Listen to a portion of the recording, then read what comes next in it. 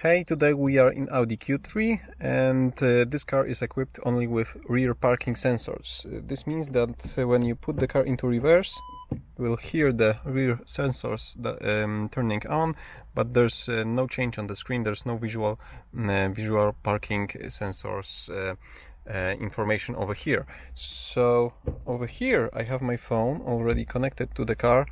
We are going to enter the list of the modules, find module 10, which is parking assistance, and over here we are going first to security access, and we need to access the login code, which is 71679.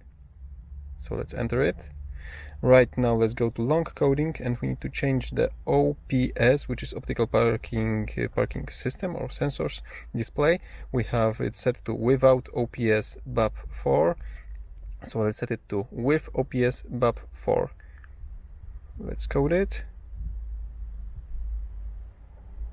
So let's check, maybe that's it, maybe that's all that we need. So let's disconnect from the car.